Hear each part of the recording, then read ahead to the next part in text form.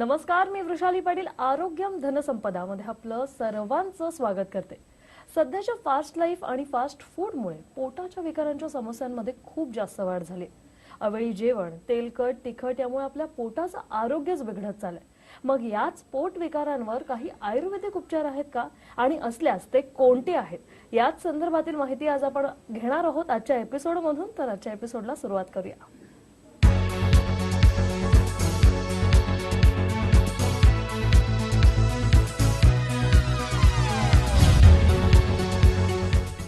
आरोग्यम धनसंपदामध्ये आजचा आपला विषय आहे पोटाचे विकार आणि आयुर्वेद उपचार. आणि या संदर्भात आपल्याला माहिती देण्यासाठी आपल्या स्टुडिओमध्ये आले आहेत डॉक्टर सत्यन गुजर सर. तुमचं या कार्यक्रमात खूप स्वागत आहे. कार्यक्रमाला सुरुवात करणार आहोत आज, पण त्यापूर्वी सरांची तुम्हाला अगदी थोडक्यात ओळख करून देते. डॉक्टर सत्यन गुजर हे एक निष्णात आयुर्वेदिक तज्ज्ञ म्हणून आपल्या सर्वांनाच परिचित आहेत आणि त्यांनी आयुर्वेदाचार्य ही पदवी पुणे विद्यापीठामधून संपादित केली आहे. आणि गेली 19 वर्ष ते पुणे आणि मुंबईमध्ये यशस्वीपणे असं आयुर्वेदिक उपचार करत आहेत. अनेक पेशंट्सला त्यांनी उपचार करून दिलेले आहेत आणि ओमकार आयुर्वेद या ISO सर्टिफाईड ऑर्गनायझेशनचे ते संस्थापक आहेत. ऑल आयुर्वेदिक ट्रीटमेंट अंडर वन रूफ या धर्तीखाली ओमकार आयुर्वेदमध्ये सर्व प्रकारच्या आजारांसाठी आयुर्वेदिक उपचार आणि पंचकर्म उपचार केले जातात. पोटाचे विकार, सांध्याचे आजार, पाठीच्या मणक्याचे विकार, वातविकार, स्त्री पुरुष वंध्यत्व, दमा, मधुमेह, रक्तदाब, किडनी विकार, हृदयविकार, कॅन्सर इत्यादी आजारांसाठी ते विशेषत्वाने उपचार करतात. तर माझे भरपूर प्रश्न आहेत जे मी सरांना विचारणार आहे. तर सर, सुरुवातीलाच पोटाचे विकार म्हटलं की आपल्या डोळ्यांसमोर काय येतं की अपचन झालंय, उलट्या होतात, जुलाब होतात. तर पोटाच्या विकारांमध्ये नेमक्या कोणकोणत्या विकारांचा समावेश होतो? कसं आहे, पोटाचे विकार म्हणजे पचनाशी संबंधित असणारे सर्व आजार आहेत. म्हणजे पचन प्रक्रियेशी संबंधित जे जे काही अवयव आहेत, अन्ननलिका आहे, जठर, लहान व मोठे आतडे, यकृत, पित्ताशयाची पिशवी, पॅनक्रियास, गुदप्रदेश, ह्या अवयवांशी संबंधित जे जे आजार आहेत त्या आजारांचा समावेश सुद्धा ह्या पोटाच्या विकारांमध्ये होत असतो. त्यामुळे पोटाच्या विकारांचा ज्यावेळेला आपण विचार करतो त्यावेळेला त्याची व्यापकता खूप मोठी असते. म्हणजे भूक कमी होणं, भूक न लागणं, मळमळ, उलटी, पोटात दुखणं, पोट फुगणं, पोट जड होणं, शौचाला चिकट होणं किंवा पोट साफ न होणं, कॉन्स्टिपेशनचे प्रॉब्लेम मोठ्या प्रमाणात बऱ्याच जणांना दिसत असतात. काही सतत जुलाब होतात. या साध्या तक्रारी ज्या पोटाच्या आपल्याला दिसून येतात त्याच्याबरोबरच अल्सरेटिव्ह कोलायटिस आहे किंवा आतड्यांचा कॅन्सर आहे, जठराचा कॅन्सर आहे, अन्ननलिकेचा कॅन्सर भारतामध्ये खूप जास्त प्रमाणात दिसून येतो. ह्या सगळे जे मोठे आजार आहेत त्या सगळ्यांचा समावेश पोटाच्या विकारामध्ये होत असतो. जनरली बऱ्याच वेळेला काय होत असतं की साधं अपचन आहे म्हणून बऱ्याच वेळेला पोटाच्या विकारांमध्ये दुर्लक्ष केलं जातं की साधा त्रास होतोय, पण ते कोणत्या तरी मोठ्या आजाराचं एक लक्षण असू शकतं, अशी गोष्ट होऊ शकते. किंवा बऱ्याच वेळेला रुग्णाला त्रास खूप होत असतो पण सगळ्या टेस्ट केल्या तर टेस्ट नॉर्मल होत असतात, त्यामुळे ते मानसिक तर नाही ना असं डॉक्टर म्हणत असतात, अशी गोष्ट होते. पण रुग्णाला त्रास तर होत असतो.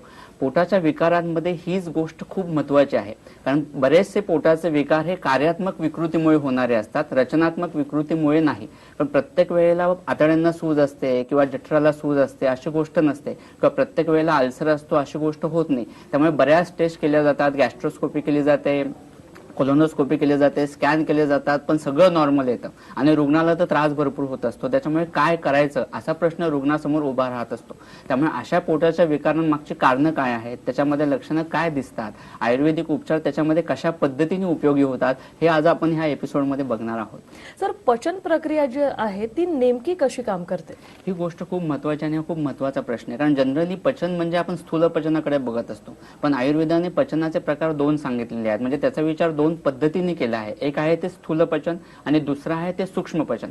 स्थूल पचनामध्ये म्हणजे जे नॉर्मल पचन आपण स्थूल भाषेत जे बघत असतो की पोट साफ होत आहे, भूक व्यवस्थित लागते, पोटात दुखत नाही, म्हणजे आमचं पचन नॉर्मल आहे असं वाटत असतं, पण तशी गोष्ट नाहीये. स्थूल पचन म्हणजे अन्न घेतल्यानंतर पहिल्यांदा त्या ठिकाणी बोधक कप मिक्स होतो, लाळ मिक्स होते, नंतर ते अन्ननलिके मार्फत जठरामध्ये येतं, जठरात मिक्स होतं, घुसळलं जातं, नंतर ते लहान आतड्यांमध्ये येतं आणि लहान आतड्यांमध्ये आल्यानंतर तिथे अग्नीची प्रक्रिया होत असते. अग्नी ही गोष्ट खूप महत्वाची. आयुर्वेदाने जी अग्नी संकल्पना सांगितलेली आहे, पचन करणारी जी गोष्ट आहे ती म्हणजे अग्नी. म्हणजे जो काही आपण आहार घेतोय त्याचं पचन करून शरीर घटकात रूपांतर करणारा भाव म्हणजे अग्नी. आयुर्वेदानुसार आयुर्वेदाने त्याचे वेगवेगळे प्रकार आहेत. हे जे स्थूल पचन आहे म्हणजे घेतलेलं अन्न पचणं आणि त्याचं आहार रसात रूपांतर होणं, आवश्यक असणारा भाग शोषला जाणं, नको असणारा भाग बाहेर टाकला जाणं, ही जी स्थूल पचनाची प्रक्रिया आहे ती जठराग्नी मार्फत होत असते. आणि दुसरं आहे जे सूक्ष्म पचन, म्हणजे जो आहार शोषला गेला आहे त्याचं रूपांतर शरीर घटकात होणं, म्हणजे रस, रक्त, मांस, मेद, अस्थि, मज्जा, शुक्र हे 7 धातू असतात. ह्या 7 धातूंमध्ये रूपांतर ह्या धात्वाग्नी मार्फत होत असतं. म्हणजे घेतलेल्या आहाराचं रक्तधातू रूपांतर करण्याचं काम रक्तधात्वाग्नी करतो. मांसधात्वाग्नी हा मांसधातूमध्ये रूपांतर करण्याचं काम करत असतो. सो ह्या धात्वाग्नींचं काम सुद्धा चांगलं असणं खूप गरजेचं असतं. बऱ्याच पेशंटमध्ये असं दिसून येतो की आहार चांगला आहे पण वजन वाढत नाहीये, कडकी आहे, अंगी लागत नाहीये, किंवा सध्या डिफिशियन्सीज इतक्या मोठ्या प्रमाणात दिसतात. व्हिटॅमिन डिफिशियन्सी मोठ्या प्रमाणात दिसते, कॅल्शियम डिफिशियन्सी आहे, व्हिटॅमिन डी डिफिशियन्सी आहे. ह्याचं कारण म्हणजे तुमचं सूक्ष्म पचन व्यवस्थित नसतं. कितीतरी सिंड्रोम असण्याचं कारण तुमचं पचन व्यवस्थित नाहीये, कन्व्हर्जन रेट तुमचा चांगला नाहीये, म्हणून आजार होत असतात. आणि त्याचं उत्तर तुम्हाला आयुर्वेदामध्ये सापडतं. एखाद्या विहिरीला जर पाणी नसेल, तुम्ही बाहेरून किती टँकर ओतून विहिरीत आणून उपयोग नाहीये. आतले जे जिवंत झरे आहेत ते काम करत असतील तर उपयोग आहे. तशीच गोष्ट आहे, तुम्ही व्हिटॅमिन B12 कमी म्हणून तुम्ही इंजेक्शन घेताल, गोळ्या घेणार, किती दिवस घेणार? जर शरीरात ऍब्सॉर्प्शन व्यवस्थित झालं नाही, व्हिटॅमिन बी तयार होण्याचंच काम झालं नाही, तर नुसत्या बाहेरच्या गोळ्या घेऊन उपयोग नाहीये. त्यामुळे जर तुमचं स्थूल पचन आणि सूक्ष्म पचन व्यवस्थित असेल तरच तुमचं आरोग्य व्यवस्थित राहतं. आणि आयुर्वेदाने एक सूत्र सांगितलंय, रोगाः सर्वेपि मंदेग्नु, म्हणजे सर्व आजार हे तुमचं अग्नी मंद असेल तर, तुमचं पोटच व्यवस्थित नसेल, अग्नीचं पचन व्यवस्थित होत नसेल तर नको असणारे टॉक्सिन शरीरात तयार व्हायला लागतात. ते शरीरात साठून राहतात. मग वेगवेगळे सांध्यांचे आजार असू देत, त्वचेचे आजार असू देत, कोणतेही आजार होण्यामागचं कारण तुमचं स्थूल पचन आणि सूक्ष्म पचन व्यवस्थित नसणं हे असतं. नक्कीच सर, खरं तर तुम्ही आतापर्यंत हजारो रुग्णांवर ट्रीटमेंट केली असेल. सर, तुमच्या पण निदर्शनास आलं असेल की खूप सारे लोक ऍसिडिटी हा रोग घेऊन येतात. त्यामुळे ऍसिडिटीची नेमकी कारणं काय आणि लक्षणं काय सर? कसं आहे, बोली भाषेत पोटाचा त्रास होतोय म्हणले की जनरली मला ऍसिडिटी झाली आहे किंवा अपचन झाले असं म्हणलं जातं, पण तशी गोष्ट नाहीये. ऍसिडिटी म्हणजे खरं तर घशात छातीत जळजळ होणं हा त्रास असतो, पण एक लक्षण आहे, तो आजार नाही. म्हणजे घशात छातीत जळजळ होणं किंवा आपण ऍसिडिटी जे म्हणत असतो ते मेनली कॉमनली दिसणाऱ्या 3 व्याधी आहेत की ज्याच्यामध्ये लक्षण दिसत असतं. पहिला म्हणजे आम्लपित्त, ज्याला खरं तर ऍसिडिटी म्हणलं पाहिजे, की तयार होणारं पित्तच यकृतामध्ये जे तयार होते ते उष्ण तीक्ष्ण गुणधर्माचं आहे आणि त्याच्यामुळे घशात छातीत जळजळ होते, पोटात आग होते, तोंड आंबट कडू होत आहे, जळजळ होते, चक्कर येते, डोळ्यासमोर अंधारी होत आहेत, शौचाच्या ठिकाणी आग होते, युरिनला जळजळ होते, ही लक्षणं त्याच्यामध्ये जनरली जाणवत असतात. मग ह्याच्यामध्ये नॉर्मल पित्त तयार होण्यासाठी यकृतामध्ये त्याप्रमाणे ट्रीटमेंट होणं खूप गरजेचं आहे, तर तो त्रास पूर्णतः बरा होतो. हीच जर आम्लपित्त जास्त राहिलं तर मग अल्सर्स व्हायला लागतात. मग जठरामध्ये लहान आतड्यात अल्सर्स होतात. मग त्याच्याप्रमाणे व्रणरोपक चिकित्सा करणं, नॉर्मल पित्त कसं तयार होईल, पित्तशामक औषधं आणि व्रणरोपक असं केलं तर ते अल्सर्स पण पूर्ण बरे होतात. त्याला ऑपरेशन करायची गरज आहे अशी अजिबात गोष्ट नाहीये. गॅसेस खूप जास्त प्रमाणात असतील तर त्याच्यामुळे सुद्धा रुग्ण येतो तो ऍसिडिटी म्हणूनच येतो, पण त्याला त्रास गॅसेसचा होत असतो. पोट जड होत असतं, पोटात दुखत असतं, गॅस खूप तयार होत असतात. अजीर्ण म्हणून एक आजार असतो ज्याला आपण कॉमनली अपचन असं म्हणत असतो. कधीतरी जाणवणारं अजीर्ण जड खाल्ल्यानंतर आणि आयुर्वेदाला अपेक्षित असणारा अजीर्ण हा जो व्याधी आहे तो खूप वेगळा आहे. पिष्टब्दाजीर्ण, आमाजीर्ण असे वेगवेगळे प्रकार आयुर्वेदाने त्यांनी सांगितलेले आहेत आणि त्याची लक्षणं खूप वेगवेगळी दिसत असतात. म्हणजे भूक कमी होणं, पोट जड होणं, पोटात दुखायला लागणं, पोट व्यवस्थित साफ न होणं, पोटात दुखणं हा प्रकार, पोटात आग पडणं ही गोष्ट त्याच्यामध्ये जास्त असते. आणि जास्त प्रमाणात ऍसिडिटी म्हणून जे येणारे आम्ही क्लिनिकमध्ये रुग्ण बघत असतो ते उदावर्त ह्या व्याधीचे असतात. उदावर्त हा कॉमनली दिसणारा खूप आजार आहे, त्याचं प्रमाण खूप जास्त वाढलेलं आहे. कितीतरी ॲलोपॅथिक आजारशास्त्रानुसार सांगितले गेलेले व्याधी हे उदावर्त हे आयुर्वेदोक्त व्याधीमध्ये येत असतात आणि त्याच्यामध्ये हे ऍसिडिटी हे लक्षण दिसत असतं. नक्की सर, आताच तुम्ही म्हणालात उदावर्त हा आजार, सर या आजाराविषयी जरा सविस्तर सांगू शकाल? उदावर्त म्हणजे खरं कसं आहे, आयुर्वेदानुसार वाताची अनुलोम गती असते. वात हा खालच्या बाजूला सरकणारा असतो, त्याच्यामुळे आतड्यांची हालचाल खालच्या बाजूला होते. म्हणजे प्रत्येक आतड्यांची हालचाल कशी पेरिस्टाल्सिस मुवमेंट आपण ज्याला म्हणतो, मागचा भाग आकुंचन पावणं, पुढचा भाग प्रसरण पावणं आणि अन्नभाग खाली सरकणं किंवा मलभाग खाली सरकणं, अशी ती प्रक्रिया होत असते. ही जर गती नॉर्मल असेल, वाताची अनुलोम गती, तरच आतड्यांची हालचाल व्यवस्थित होणार. ज्यावेळेला ही वाताची गती बिघडते, वात खाली न सरकता वर सरकायला लागतो, वाताची गती बिघडल्यामुळे ऊर्ध्ववात ज्याला म्हणलं जातो, त्याच्यामुळे जी दिसणारी लक्षणं आहेत त्याला आयुर्वेदाने उदावर्त असं म्हणलं आहे. आयुर्वेदाने 13 वेग सांगितलेले आहेत, म्हणजे ज्यांचं धारण करू नये. म्हणजे तुम्हाला शौचाला जायचं, तुम्ही गेलंच पाहिजे, युरिनला जायचंय, तुम्ही लगेच गेलंच पाहिजे, तुम्हाला शिंक आली की तुम्ही शिंक दिली पाहिजे. ते जर वेग तुम्ही अडवून धरले की त्याच्यामुळे होणारे जे व्याधी आहेत त्याला सुद्धा उदावर्त असं म्हणलं जातं. ह्यामध्ये वाताची गती बिघडली की रुग्णाची भूक कमी व्हायला लागते, अजिबात जेवणाची इच्छा होत नाही किंवा भूक लागली तरी जेवण जात नाही, पोट थोडं खाल्लं तरी गच्च होतं, पोट फुगल्यासारखं वाटतं, पोटात गोळा फिरल्यासारखा वाटतो, पोटात दुखतं, छातीवर दाब पडतो, बेचैनी, अस्वस्थपणा, ढेकर, छातीत दुखणं, जेवणानंतर अन्न घशासारखे आल्यासारखं वाटतं. म्हणजे बऱ्याच रुग्णांना आपल्याला हृदयाशी संबंधित तर आजार नाही ना, इतकं छातीत दुखत असतं. कंटिन्युअस दम लागल्यासारखा वाटतो, कष्टाने श्वास घ्यायला लागतो, कधी बरगड्यात दुखतं, कधी छातीत दुखतं, कधी पाठीमध्ये वेदना येतात, डोकं जड व्हायला लागतं, डोकं दुखतं, मान पाठ कंबर दुखते. बऱ्याच वेळेला पेशंट दवाखान्यात येतो तो सांधे दुखते म्हणून येत असतो की माझे गुडघे दुखतायत, सांधे दुखतायत, पण हिस्ट्री घेतली तर लक्षात असतं की आधी हा उदावर्ताचा आजार आहे. वात शरीरात साठून राहण्याची टेंडन्सी आहे आणि तो वात साठून वर सरकतोय, त्याच्यामुळे मान पाठ कंबर दुखते, गुडघे दुखतायत, पोट साफ होत नाही, खडा होणं वगैरे असे त्रास जाणवत असतात. हा त्रास इतका वाढत जातो हळूहळू की रुग्णाला एक घास घेण्यासाठी पाणी प्यावं लागतं, त्याच्याशिवाय घास खाली उतरत नाही, घास छातीत अडकल्यासारखा वाटतो किंवा जेवण घेतलेलं छातीतच बसल्यासारखं वाटतं. हेच जर आजार पुढे चालू राहिले तर त्याचं रूपांतर पुढे GERD म्हणजे ॲलोपॅथिक नुसार गॅस्ट्रोइसोफेशियल रिफ्लक्स डिसीज आहे, हायटस हार्निया आहे किंवा लॅक्स कार्डिया आहे. हे जे सगळे आजार आहेत ते उदावर्तामध्येच येत असतात. स्वाभाविक वात वर सरकतोय, त्याच्यामुळे जे पित्त सिक्रेट होतं ते सुद्धा वाताबरोबर वर येतं, त्याच्यामुळे तुम्हाला सिम्पटम्स हे आम्लपित्तासारखे दिसतात. जळजळ होते पण ते वात वर सरकत असल्यामुळे पित्त वर येते म्हणून जळजळ होते. किंवा काही काही वेळेला हा वाताचा वेग इतका जास्त असतो की जठराचा भाग हळूहळू अन्ननलिकेमध्ये ओढला जातो, त्याला हायटिस हार्निया म्हणलं जातं.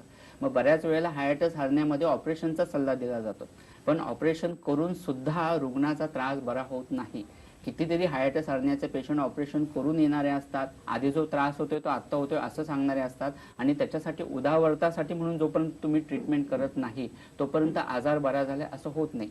हा वात साठून राहणारा इतका जास्त असतो की रुग्ण मग जेवणानंतर फेऱ्या मारतो, जोपर्यंत तो गॅस सुटत नाही, एक तर खालून सुटत नाही किंवा ढेकर येत नाही तोपर्यंत रुग्णाला बरं वाटत नाही, बेचैनी जाणवते, अस्वस्थपणा जाणवतो आणि रुग्णाला त्रास तर इतका होत असतो, टेस्ट केला तर कुठे काही येत नाही, डॉक्टर सांगतात तुमचं मानसिक आहे, दुसरं काही नाही. पण पेशंट तर खूप सफर होत असतो आणि वर्षानुवर्ष 20-20 वर्ष असे त्रास असणारे कितीतरी पेशंट असतात. ह्याच्यासाठी वाताची गती नॉर्मल होण्यासाठी ट्रीटमेंट होणं गरजेचं आहे. बस्ती म्हणून पंचक्रमातला उपाय असतो, अतिशय छान रिझल्ट त्याच्यामध्ये मिळतात आणि त्या रूट कॉजसाठी आपण ट्रीटमेंट केली, अग्निचिकित्सा म्हणून केली तर तो आजार बरा व्हायला मदत होत असते. नक्की सर, म्हणजे मुळापासून या आजारावर काम करणं खरंच गरजेचं असतं. कार्यक्रमामध्ये आता वेळ झाली एका छोट्याशा ब्रेकची, पण तुम्ही कुठेही जाऊ नका, पाहत रहा आरोग्यम धनसंपदा. ब्रेक नंतर आपलं पुन्हा एकदा स्वागत आरोग्यम धनसंपदामध्ये. आजचा आपला विषय आहे पोटाचे विकार आणि आयुर्वेदिक उपचार, आणि या संदर्भात आपल्याला माहिती देण्यासाठी आपल्या स्टुडिओमध्ये आले आहेत डॉक्टर सत्यन गुज्जर. सर, ग्रहणी म्हणजे काय आणि याची लक्षणं आणि बरं होऊ शकतं का? ग्रहणी हा जो आयुर्वेदाने ग्रहणी हा एक अवयव सांगितलेला आहे, म्हणजे लहान आतड्यांचा पूर्ण भाग आणि मोठ्या आतड्यांचा काही भाग या ग्रहणी ह्या आयुर्वेदोक्त अवयवामध्ये येत असतो. ग्रहणीच्या ठिकाणी अग्नीचं स्थान असतं, म्हणजे लहान आतड्यांच्या ठिकाणी अग्नी हा पचनाचं काम करत असतो. पाचक पित्त आहे, समान वायू आहे, क्लेदक कफ आणि अग्नी हे ग्रहणीच्या ठिकाणी राहून एकत्रितपणे पचनाचं काम करतात. ह्या जर ग्रहणीचं ऍब्सॉर्प्शन सारं किट्ट विभाजन हे ग्रहणीचं काम असतं, म्हणजे जे अग्नीने पचन केलेलं आहे तो अन्नरस शोषून घेणं आणि मलभाग पुढे टाकणे ही प्रक्रिया ग्रहणीमार्फत होत असते. पण जेव्हा तुमच्या चुकीच्या खाण्यापिण्याच्या सवयींमुळे, स्ट्रेसमुळे, इतक्या वर्षांची जी जी कारणं सतत चालू होत असतात त्याच्यामुळे ग्रहणीचं ऍब्सॉर्प्शन व्यवस्थित होत नाही, आवश्यक असणारा भाग शोषला जात नाही, अन्न न पचता तसंच अर्धवट पचलेलं पुढे ढकललं जातं. याला आयुर्वेदाने ग्रहणी हा व्याधीच म्हणलेला आहे. असं आहे, म्हणजे आता आपल्याला माहिती असणार आहे मॉडर्न नुसार ॲलोपॅथिक सायन्स नुसार कोलायटिस आहे, अल्सरेटिव्ह कोलायटिस आहे, क्रॉन्स डिसीज आहे, इन्फ्लामेटरी बॉवेल डिसीज आहे, या सगळ्या आजारांचा आयुर्वेदोक्त ग्रहणी या व्याधीमध्ये समावेश होत असतो. ह्याच्यामध्ये रुग्णाला कधी किंवा IBS इरिटेबल बॉवेल सिंड्रोम खूप मोठ्या प्रमाणात दिसणारे रुग्ण आहेत, IBS चे दिसणारे. पण बऱ्याच वेळेला काय होतं, तुम्हाला त्रास तर रुग्णाला भरपूर होतोय, निदान तर काही सापडत नाही की तो IBS म्हणून डायग्नोज केला जातो. इट इज द सिंड्रोम, म्हणजे तो लक्षणांचा समुच्चय झाला, तो कोणताही आजार नाही. तुमचे बॉवेल इरिटेबल आहेत, म्हणजे कधी शौचाला चिकट होते, कधी खडा होतो, तर कधी एकदम जुलाब होतात, असं रुग्णाला त्रास होत असतो. काहींना आव पडण्याचा त्रास खूप मोठ्या प्रमाणात होत असतो, एकदा जाऊन आलं तरी पुन्हा जावं लागतं, एकाच वेळेला पोट साफ होत नाही, जाण्याची भावना तर होत असते पण गेलं तर होत नाही, चिकटपणा, शेंबडासारखे शौचाला होणं, रक्ती आव पडणं, काहींना कधी जड खाण्यात आलं की एकदम जुलाब होणं किंवा मग काही दिवस 3-3 दिवस शौचालयच होत नाही. हा जो प्रकार आहे हा सगळा आयुर्वेदोक्त ग्रहणी ह्या व्याधीमध्ये होत असतो. त्याचे वेगवेगळे प्रकार आयुर्वेदाने सांगितलेले आहेत आणि त्यानुसार उपचार होणं गरजेचं आहे. अल्सरेटिव्ह कोलायटिस मध्ये औषधं नाहीत असं सांगितलं जातं, पण जर तुम्ही आयुर्वेदानुसार त्याचं निदान करून अल्सरेटिव्ह कोलायटिस साठी उपचार केले, आयुर्वेदाने संग्रहणी हा ग्रहणीचा पुढचा प्रकार सांगितलाय, जो अल्सरेटिव्ह कोलायटिस म्हणजे संग्रहणी, म्हणजे इथे मोठ्या आतड्यांना जखमा होत असतात आणि त्याच्यामुळे शौचाला 15-15, 20-20 वेळा होणं, काही काही पेशंटला 30 वेळा जावं लागणं, शौचा वाटे रक्त पडणं, हळूहळू शरीराला आवश्यक असणाऱ्या गोष्टी आहारातून मिळाल्या नाहीत तर स्वाभाविक वजन कमी होत जातं, अशक्तपणा फार प्रमाणात जाणवायला लागतो, असे लक्षण ह्याच्यामध्ये दिसायला लागतात. आणि अल्सरेटिव्ह कोलायटिस जर आपल्याला बरा करायचा असेल तर त्याला प्रॉपर आयुर्वेदिक ट्रीटमेंट ही संजीवनी आहे, त्याच्याशिवाय पर्याय नाही. तर मग तुम्ही मूळ कारणासाठी अग्नीची चिकित्सा होणं गरजेचं आहे. अग्नी वाढला पाहिजे, लहान आतड्यांचं ऍब्सॉर्प्शन कसं सुधारेल हे बघितलं पाहिजे आणि मोठ्या आतड्यांच्या जखमा कशा भरून येतील हे बघितलं पाहिजे. हे सर्व जेव्हा एकत्रित होईल तेव्हा तो अल्सरेटिव्ह कोलायटिस, क्रॉन्स डिसीज ह्याच्यातून सफर होणारे खूप पेशंट असतात, ते गृहिणीप्रमाणे जर ट्रीटमेंट केली तर पूर्ण बरे होऊ शकतात. नक्कीच सर आपण अनेकदा ऐकतो म्हणजे पित्ताशयात खडे झालेत तर पित्ताशयातले हे खडे आयुर्वेदिक उपचार करून बरे होऊ शकतात का, म्हणजे विरघळू शकतात? खूप छान आणि महत्वाचा प्रश्न आहे. बऱ्याच वेळेला काय होतं, पित्ताशयात खडे झाले की लगेच सर्जरीचा, ऑपरेशनचा सल्ला केला जातो की ऑपरेशन करून तुम्ही पित्ताशयाची पिशवी काढून टाका. पण पित्ताशयाची पिशवी काढून तरी त्रास होणारे कितीतरी रुग्ण दिसत असतात की मी त्रास होतोय, आम्ही बघितलं, सोनोग्राफी केली तर खडे दिसून आले, त्यामुळे आम्हाला ऑपरेशनचा सल्ला दिला, आम्ही ऑपरेशन करून पित्ताशयाची पिशवी काढून टाकली, पण आम्हाला अजूनही त्रास तसाच होतोय. कारण स्वाभाविक आहे, पित्ताशयाची पिशवी जरी काढून टाकली तरी कशामुळे पित्ताशयात खडे झालेले आहेत ते मूळ कारण तसंच आहे.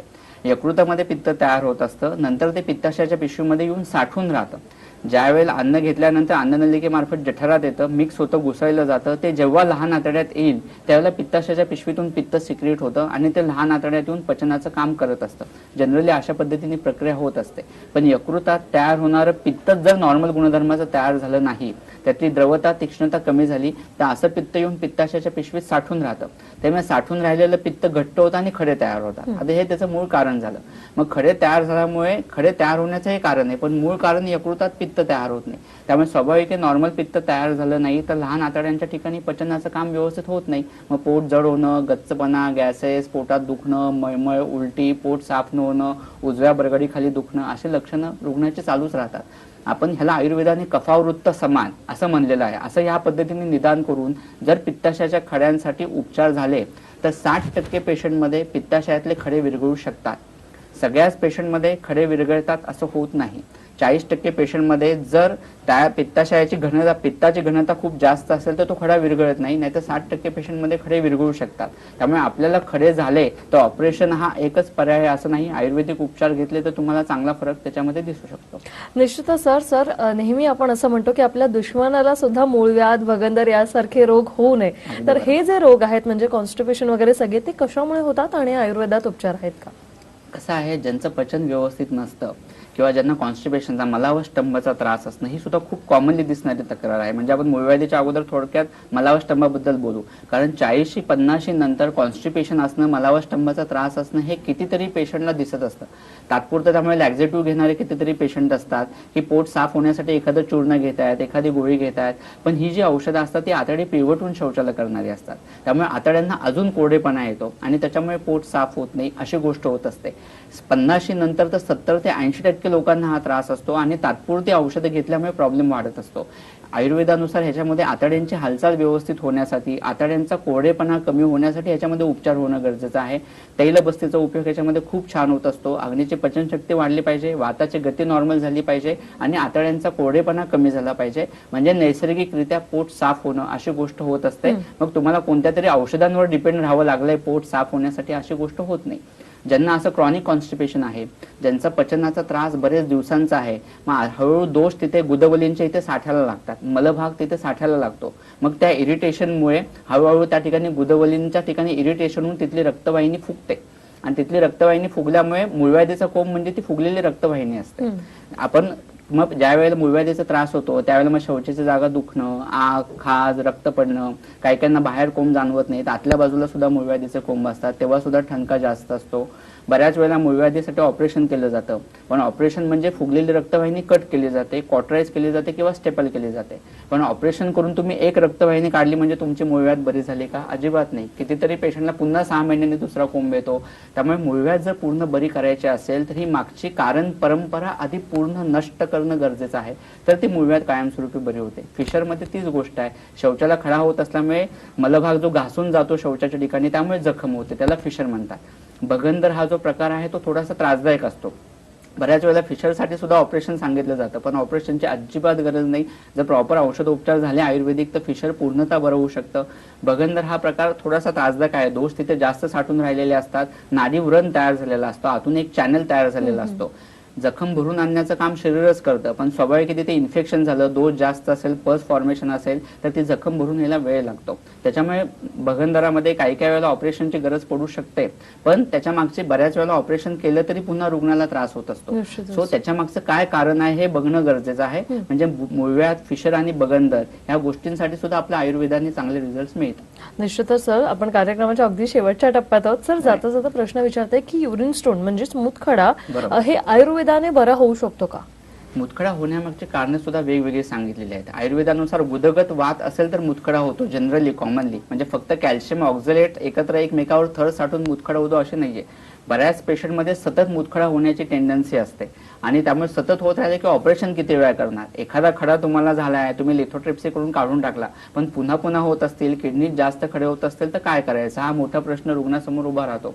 आयुर्वेदानुसार मूळ निदान करून कशामुळे मुतखडा झालेला आहे, कफावृत्त समनामुळे पण होतो, गुदगत वातामुळे पण होत असतो, किंवा रुग्णाचे जर खाण्यापिण्याच्या सवय व्यवस्थित नसेल, पालक जास्त प्रमाणात घेतलं जाते, टोमॅटो जास्त खाल्लं जाते, बोरिंगचं पाणी जास्त प्रमाणात घेतलं जाते, तर त्याच्यामुळे सुद्धा मुतखडा होत असतो. तर ही कारणं आधी थांबवणं गरजेचं आहे. आणि मुतखडा जाण्याच्या दृष्टीने आयुर्वेदिक छान उपचार दिलेले आहेत. 2.5 सेंटीमीटरच्या आत जर मुतखडा असेल तर तो नक्कीच औषधांनी जाऊ शकतो, पण त्याच्यापेक्षा मोठा असेल तर ऑपरेशन केलेलं उत्तम. नक्की सर. जाता आता अजून एक प्रश्न सर, म्हणजे अग्निचिकित्सा म्हणजे काय, अगदी थोडक्यात सर? अग्नी ही जसं आपण आता बघितलं, अग्नी ही महत्वाची संकल्पना आहे आयुर्वेदामध्ये. अग्निकर्म हे आयुर्वेदाने सांगितलेलं पंचकर्म वेगळं, आणि अग्नीची चिकित्सा आयुर्वेदिक औषधांच्या द्वारे करणं गरजेचं. कारण अग्निमांद झाल्यामुळे, अग्नि विकृती झाल्यामुळेच पोटाचे सर्व विकार होत असतात. त्यामुळे पोटाचे विकार कायमस्वरूपी बरे व्हायचे असतील तर आपल्याला अग्नीची चिकित्सा करणं गरजेचं आहे, म्हणजे पुढचे होणारे आजारही आणि पोटाचे विकारही पूर्णतः बरे होऊ शकतात.